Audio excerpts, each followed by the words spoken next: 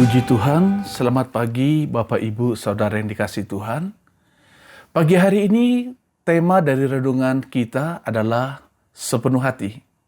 Dalam kitab Yosua pasal yang ke-14 ayat 9 dan ayat yang ke-10 berkata, pada waktu itu Musa bersumpah katanya, sesungguhnya tanah yang diinjak oleh kakimu itu akan menjadi milik pusakamu dan anak-anakmu sampai selama-lamanya, sebab engkau telah mengikut Tuhan Allahku dengan sepenuh hati.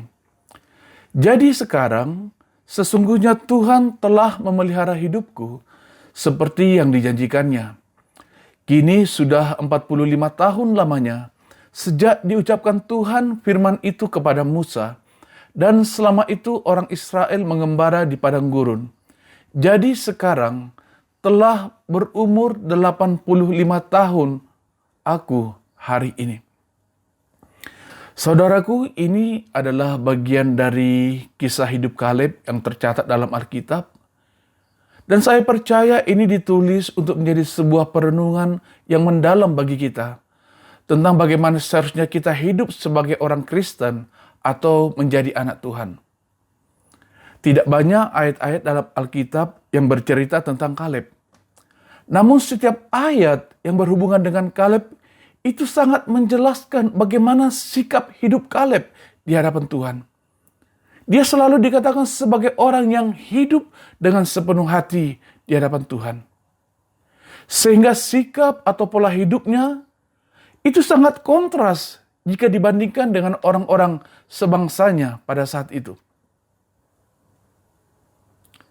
Di bawah ini ada beberapa ayat yang berhubungan dengan nama-nama Kaleb yang bisa membuat kita melihat bagaimana kehidupan Kaleb yang begitu luar biasa. Itu sebabnya Tuhan menggenapi janjinya, bahkan melakukan perkara-perkara yang besar dalam kehidupan Kaleb. Ketika bangsa Israel keluar dari Mesir, mereka ada sekitar 2 juta orang yang keluar dari tanah Mesir pada saat itu. Namun firman Tuhan mengatakan hanya 2 orang saja yang dapat sampai menuju tanah Kanaan, yaitu Yosua dan Kaleb.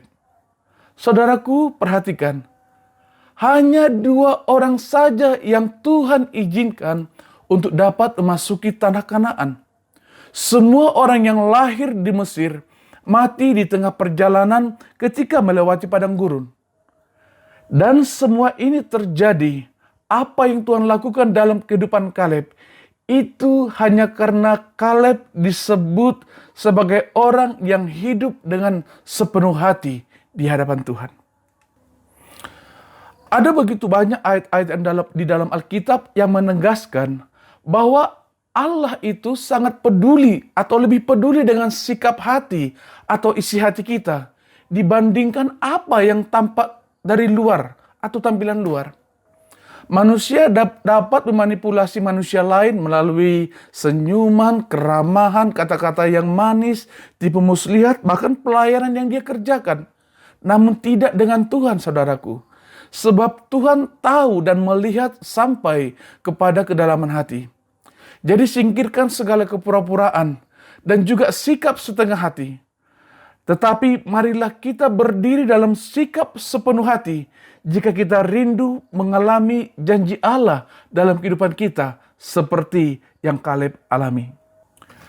Apa sih arti mengikut Tuhan dengan sepenuh hati? Sepenuh hati artinya semua, lengkap, utuh, tidak kurang, sungguh-sungguh. Jadi mengikut Tuhan dengan sepenuh hati berarti dalam segala keadaan kita secara pribadi, dalam bekerja, dalam rumah tangga, sebagai seorang saudara, bahkan di mana tempat saja kita berada. Seapapun yang kita lakukan, semua kita lakukan dengan sepenuh hati karena kita takut akan Tuhan. Kaleb setia. Ia konsisten dan teguh iman. Imannya kepada Tuhan itu tetap konstan, tidak berubah. Ia lakukan itu dengan sepenuh hati, dengan seluruh keberadaannya, tidak setengah-setengah, saudaraku. Jadi mengikut Tuhan dengan sepenuh hati itu bisa berarti kita mendedikasikan seluruh hidup kita bagi Tuhan dan kemuliaannya. Tidak ada bagian dari kehidupan Kaleb atau bagian kehidupan kita yang tidak tunduk atau berada di bawah kedaulatan Tuhan dan firman-Nya. Jadi kita tidak hanya sekedar mendengar dan tahu tentang firman, tetapi kita harus percaya dan melakukannya seperti yang diperintahkan Tuhan.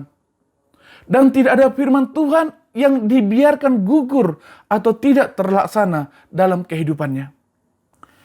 Jadi seorang yang hidup dengan sepenuh hati di hadapan Tuhan adalah seseorang yang dengan penuh kasih dan kerelaan menundukkan dirinya untuk menyenangkan Tuhan, walau apapun risikonya. Sikap yang seperti inilah yang menentukan sejauh mana Tuhan akan bertindak dan memimpin kehidupan kita. Wow, sebuah pola hidup yang harus benar-benar menjadi teladan dalam kehidupan kita. Mengapa kita perlu hidup dengan sepenuh hati? Yang pertama, saudaraku, kita akan tetap kuat dan tidak akan mengalami kebimbangan apapun yang terjadi di sekitar kita. Bilangan 14 ayat 9 dan 10, hanya janganlah memberontak kepada Tuhan dan janganlah takut kepada bangsa negeri itu, sebab mereka akan kita telan habis. Yang melindungi mereka sudah meninggalkan mereka, sedang Tuhan menyertai kita. Janganlah takut kepada mereka. Lalu segenap umat itu mengancam hendak melontari kedua orang itu dengan batu. Ini adalah Yosua dan Kaleb. Tetapi tampaklah kemuliaan Tuhan di kemah pertemuan kepada semua orang Israel. Saudaraku, Kaleb dan Yosua tetap dengan komitmen apa yang Tuhan perlihatkan dalam kehidupan mereka.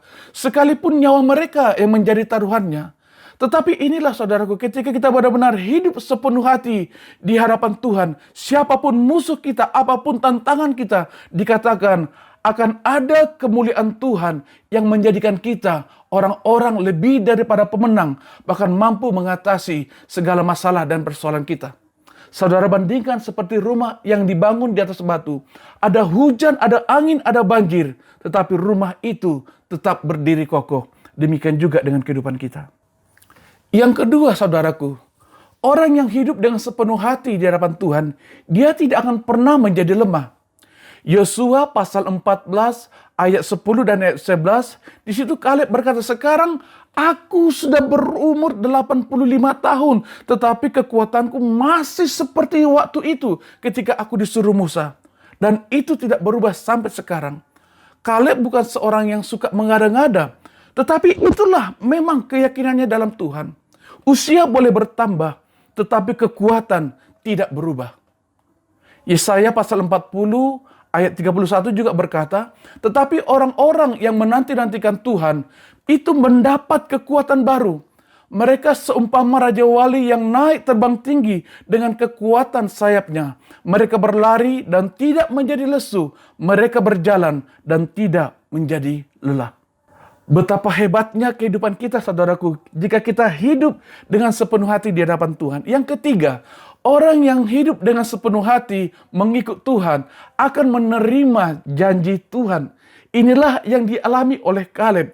Dia terus setia kepada Tuhan. Dia terus hidup dengan sepenuh hati di hadapan Tuhan. Sehingga pas tiba waktunya, janji Tuhan itu digenapi dalam kehidupan Kaleb. Demikian juga saudaraku dalam kehidupan kita. Roma 10 ayat 11 berkata, Kitab Suci berkata, barang siapa yang percaya kepada Tuhan tidak akan dipermalukan. Sebagai penutup renungan kita, saudaraku, hari-hari ini adalah kesempatan yang Tuhan berikan bagi kita untuk kita mengalami hal-hal yang besar dari Tuhan.